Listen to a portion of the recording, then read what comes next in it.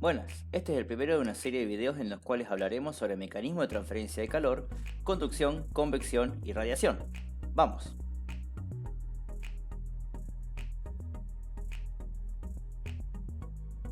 Para hablar de transferencia de calor, lo primero que tenemos que tener en claro es qué es el calor. El calor es la medida de la energía térmica que dispone un sistema y la transferencia de calor va a ser el flujo de esta energía térmica entre un sistema y otro. Este calor puede venir en dos formas.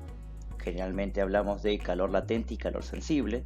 El calor sensible es aquel que genera un cambio de temperatura en el sistema y el calor latente es aquel en el cual no hay un cambio de temperatura, pero sí hay un cambio de fase. La ecuación gobernante del calor va a ser igual a Q igual a C por delta T, donde C representa la constante calorífica del material o del fluido y que significa cuánta energía es necesaria adicionarle a un sistema para poder aumentar su temperatura o cuánta energía es necesaria sustraer de un sistema para poder disminuir su temperatura. Esta constante puede venir en su versión específica o en su versión molar, lo cual significa qué cantidad de energía es necesaria por kilogramo o por mol de sustancia que se tiene. Por ejemplo, para el agua tenemos que la constante calorífica del agua líquida es de 4,18 kJ kilogramo Kelvin, o en su versión en unidades inglesas 1 kilocaloría libra Kelvin. Esto significa que para aumentar 1 grado la temperatura a 1 kilo de agua es necesario adicionarle 4,18 kilojoules de energía. En el siguiente gráfico se ve cómo para pasar de agua de estado sólido a estado gaseoso, los distintos calores van modificando la temperatura. En el primer estado sólido, que se encuentra a menos 40 grados Celsius, podemos ver que hay una existencia de calor sensible, calor que realiza una modificación de la temperatura. En el segundo estado vemos un cambio de fase entre sólido y líquido, representado por un calor latente. Este calor latente es un calor latente de fusión, es el necesario para fundir un sólido. En el siguiente estado líquido vemos que para ir desde 0 grados Celsius a 100 grados Celsius está la existencia de un calor sensible y luego hay otro cambio de fase a temperatura constante que podemos determinar como un calor latente de evaporación. Este calor que se dispone en un sistema va a transferirse a otro sistema o va a ser recibido a través de distintos mecanismos de transferencia de calor. Estos mecanismos van a depender del medio en el cual se encuentren, del ambiente en el cual se encuentren, y van a ser tres: conducción, convección o radiación. Estos se pueden encontrar de forma separada o se pueden encontrar en combinaciones de ellos. A continuación vamos a conversar sobre uno de los principales mecanismos de transferencia, uno de los más conocidos, que es el mecanismo de conducción. La conducción es el medio principal de transferencia de calor en medios sólidos o en fluidos en reposo. Cuando hay fluidos en movimiento, principalmente se utiliza la convección, que es un tema que trataremos más adelante. En sólidos, la ecuación gobernante de la transferencia de calor viene dado por la siguiente expresión, donde está involucrada la conductividad térmica del material, el área transversal al flujo de calor, la longitud o el espesor en función de cómo sea el sistema en el cual estamos trabajando y una diferencia de temperaturas. Este calor viene dado en función de un Q punto que representa una cantidad de energía por unidad de tiempo. La conductividad térmica del material es específicamente una propiedad del material y va a depender de cuál sea el medio en el cual se está transfiriendo el calor. En metales, la conductividad térmica suele ser alta, mientras que en cerámicos suele ser baja. El área transversal son parámetros geométricos del material y nos va a dar una idea de que a mayor área transversal, mayor flujo de calor, así como a mayor longitud, menor transferencia de calor. La diferencia en temperatura es la fuerza impulsora que genera que exista una transferencia de calor.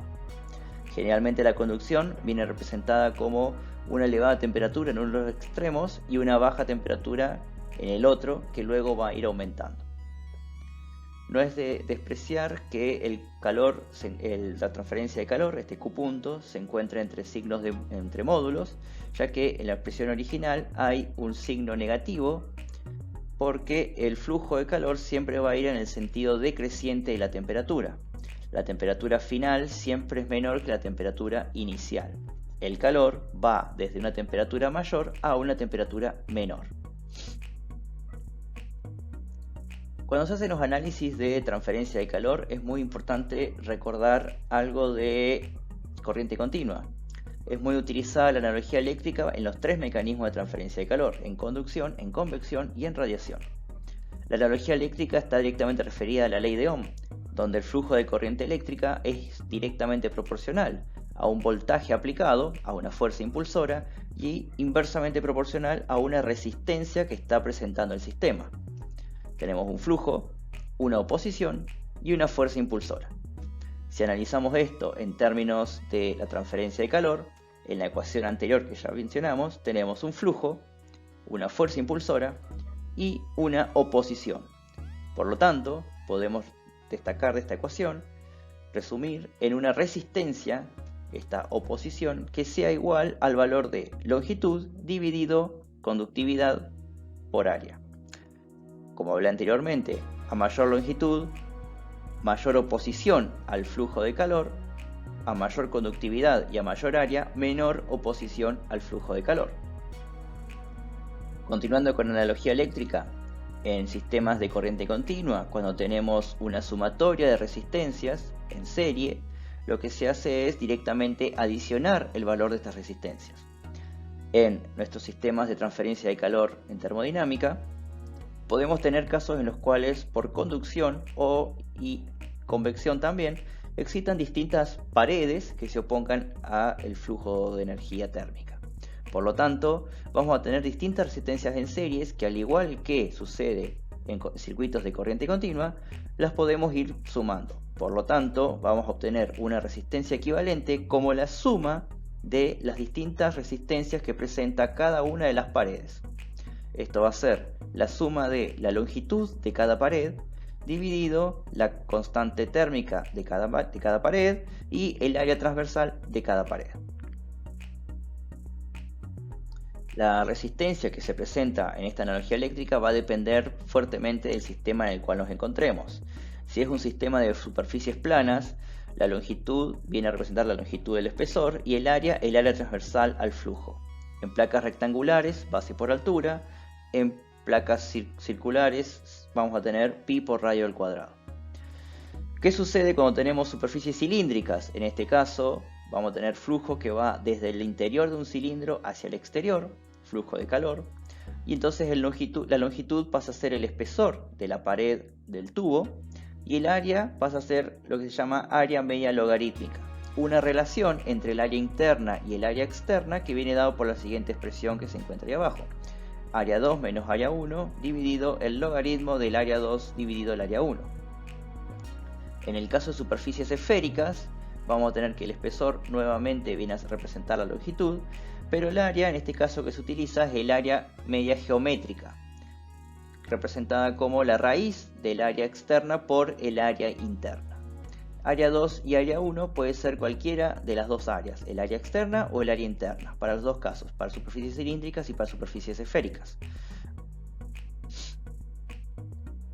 Además de estas resistencias dadas por la conductividad del material, la longitud y el área, podemos presentar una resistencia que se llama resistencia de contacto, que es una resistencia que se presenta entre las dos superficies. Esta resistencia de contacto simboliza las imperfecciones en la terminación superficial del material y disminuye la transferencia de calor. Representa una oposición a la transferencia de calor debido al escaso contacto que pueden haber entre las dos placas de material. Esta resistencia de contacto también puede ser conocida como la inversa de la conductancia.